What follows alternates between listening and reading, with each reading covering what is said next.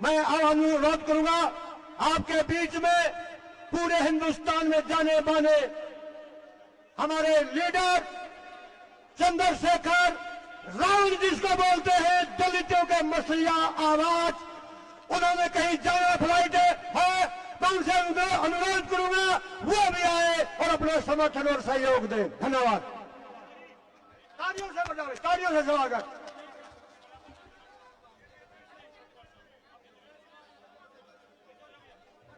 बहुत बहुत धन्यवाद। मुडलाना की ये धरती जहां आज देश की बेटियों के समर्थन में जो पंचायत है, उस पंचायत में पहुंचे इस क्षेत्र के और आसपास के सभी क्षेत्रों से आए लोगों का बहुत बहुत धन्यवाद। क्योंकि ये हक हकूक की और पगड़ी की लड़ाई है, तो मैं इस मंच का और इस मंच के जो आयोजक हैं, जिन्होंने मुझे और इस मंच पर उपस्थित सभी साथियों को यहां बुलाने का प्रयास किया, हमारे भाई जयंत चौधरी जी, हमारे गवर्नर साहब सतपाल मलिक जी, गुरनाम सिंह चड़ूनी जी, भाई पुष्पेंद्र जी, भाई सतपाल मलिक जी, सतपाल चौधरी जी और कमल बराड़ा जी जो हमारे साथ चल के आए, हमारी बहन सुमन हुड्डा जी जो आज इस मंच की शोभा बढ़ा रहे हैं, और हमारे ओलंपियन भाई बजरंग पुनिया जो यहां हमारे बीच उपस्थित हैं। क्योंकि मुझे जाना है, मेरे पास आजमगढ़ में एक प्रोग्राम है, मगर मेरी दिली इच्छा थी कि जहां अन्याय के खिलाफ बिगुल बजेगा, मैं उस लड़ाई को मजबूत करने के लिए आऊंगा। तो मैं आप यहां सबको नमस्कार करता हूं, जय भीम करता हूं। इसलिए करता हूं कि जहां एक तरफ देश की केंद्र की सरकार और जहां सभी प्रदेशों में भारतीय जनता पार्टी की सरकार है, वो इस अन्याय के समर्थन में खड़ी है, वहीं इस देश की किसान कमेरी कौम जो हमेशा से अन्याय के, चाहे वो अंग्रेजों का अन्याय हो या किसी और का अन्याय हो, जिन्होंने हमेशा मुकाबला किया, उन कौमों ने फिर मान सम्मान और पगड़ी की इस लड़ाई में आवाज दी है। उस लड़ाई को मजबूत करने की जिम्मेदारी हम सबकी है। मैं यहां मंच पर और मंच के सामने आसपास के माहौल को भी देख रहा हूं। बहुत गुस्सा है लोगों के अंदर, बहुत तकलीफ है लोगों के अंदर। अगर आज ऐलान हो जाए तो दिल्ली में बैठे बादशाह को यह खबर लग जाएगी कि कुछ ही घंटों में जो है सारे बॉर्डर सील करने पड़ेंगे। ये ताकत है किसान कमेरों की। लेकिन सवाल यह है कि आज मुकाबला किससे है और आज हालात क्या है, इसको भी समझना और देखना पड़ेगा। अगर मुकाबला उन लोगों से होता जिनमें चरित्र है, जिनका जमीर जिंदा है, जिनके अंदर इंसानियत है, तो मुझे लगता है उनसे मुकाबला करने के लिए पहलवान काफी थे। लेकिन मुकाबला उनसे है जो बहन बेटियों की आवाज को, इस अन्याय को दिल्ली की कुर्सी में बैठ के नहीं देख रहे हैं या देखने नहीं चाहते। मैं न उनको ताकतवर मानता हूं और न ही मैं मानता हूं कि उनके नेतृत्व में देश की बहन बेटियां सुरक्षित हैं। आपने देखा आज जब हम लोग इकट्ठा हुए, हमारा दर्द यह है कि 28 मई को क्या हुआ। जब 28 मई को वो बेटियां जिन्होंने देश का नाम रोशन किया, जब वो 28 मई को महिला पंचायत के लिए निकली, तो उन्हें क्या सहना पड़ा, किस तरह से गुंडों जैसा बर्ताव उनके साथ हुआ, और पूरी सरकार ने हमारी पगड़ी का तमाशा देखा और हमें बेइज्जत किया दिल्ली से। उस अपमान को हम लोग नहीं भूले और इसलिए आज जमीन पे हमारे लोग यहां इसलिए बैठे हैं, चाहे वो उत्तर प्रदेश से चल के आए या पंजाब से, हरियाणा से या राजस्थान से, वो इस सरकार को इस अपमान के खिलाफ बगावत का ऐलान करने के लिए आए हैं कि हम किसान कमेरे, हमारी पगड़ी हमारी इज्जत है, हमारी बहनें हमारी मां उनका सम्मान, और अगर हम अपनी बहनों के सम्मान की रक्षा नहीं कर पा रहे हैं तो हमारा जीवन बेकार है। यह ऐलान करने के लिए आज हम लोग यहां आए। और जो झूठ तमाम तरह का फैलाया जा रहा है कि एक जाति के लोग लड़ रहे हैं, ऐसा झूठ किसान आंदोलन में भी फैलाया गया। ऐसा झूठ हर आंदोलन में फैलाया जाता है, लेकिन आप किसान आंदोलन का भी परिणाम याद रख लो।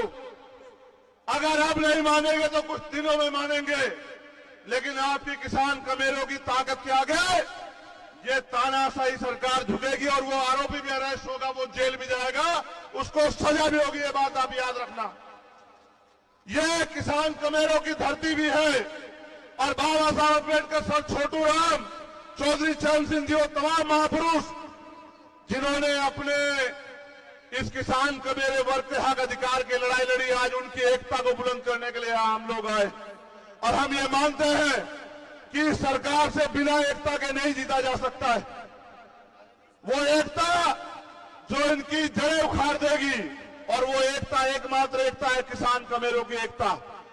गांव में रहने वाला किसान कमेरा जो एक दूसरे का साथी है, अगर वो एकजुट हो जाएगा, भाईचारा बनाएगा, इनकी नफरत के एजेंडे में नहीं आएगा और हक हकूक की लड़ाई सड़क पे लड़ेगा, अपने नेताओं के, अपने लीडर के हक हकूक उनके निर्देश में काम करेगा, तो मेरा ये मानना है कि आज नहीं तो बहुत जल्द ये सरकार घुटनों पे आएगी और देश के प्रधानमंत्री फिर से माफी मांग किसानों से, कमेरों से, महिला पहलवानों से, हमारे पुरुष पहलवानों से, हमारे कोचेस से, सबसे माफी मांगेंगे और ये कहेंगे कि हमने गलती की, हमने गुंडेगार आरोपी का साथ दिया।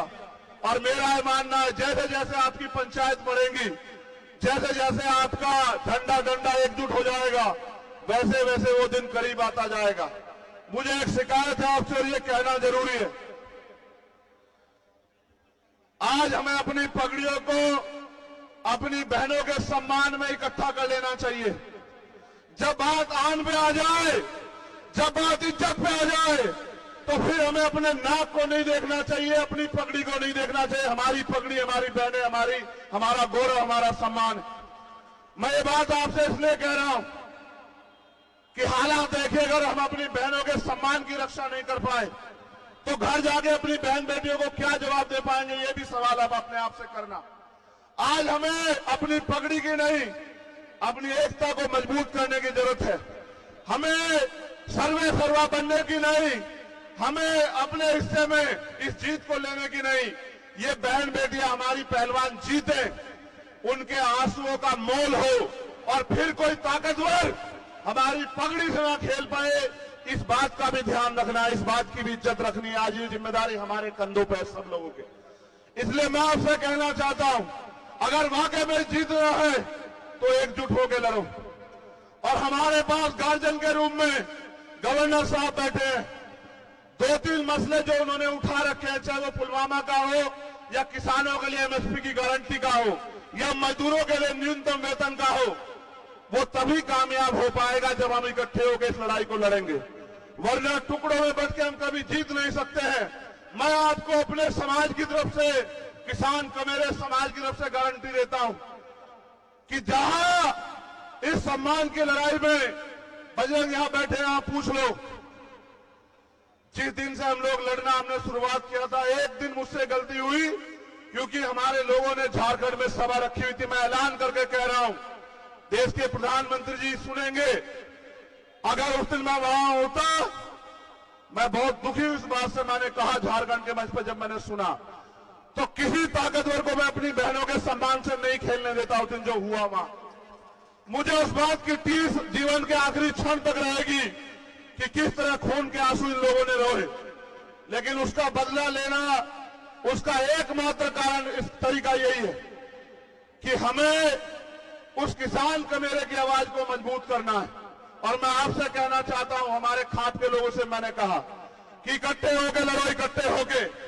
अगर फिर दोहरा रहा हूं, मुकाबला ईमानदार लोगों से होता तो पहलवान बहुत है, और मुकाबला अगर गुंडों से, मवालियों से, तानाशाह से है तो इतिहास गवाह है भारत का कि जिन्होंने अंग्रेजों के दांत खट्टे किए वो इस सरकार के दांत भी खट्टे करके दिखाएंगे, इनकी तानाशाही के दांत भी खट्टे करके दिखाएंगे।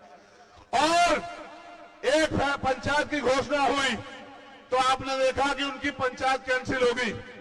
जिस दिन आपने ऐलान कर दिया कि इकट्ठे होकर दिल्ली की तरफ चलेंगे, उस दिन वो पुलिस गिरफ्तार करके उसको जेल भी भेज देगी। आप मेरी बात को याद रखना। बस मैं आपसे ये कहने के लिए आया हूं और यहां जो हमारे सम्मानित नेता है भीम आर्मी आजाद समाज पार्टी के, उनसे भी कहना चाहता हूं, ये हक हकूक की लड़ाई है। मैं आपसे कह रहा हूं, बुलावा नहीं भेजा जाएगा। कोई पंचायत हो, तन मन धन से और इतनी ताकत से लड़ना कि इतिहास आपको याद रखे कि आपने बहनों के सम्मान की रक्षा करी।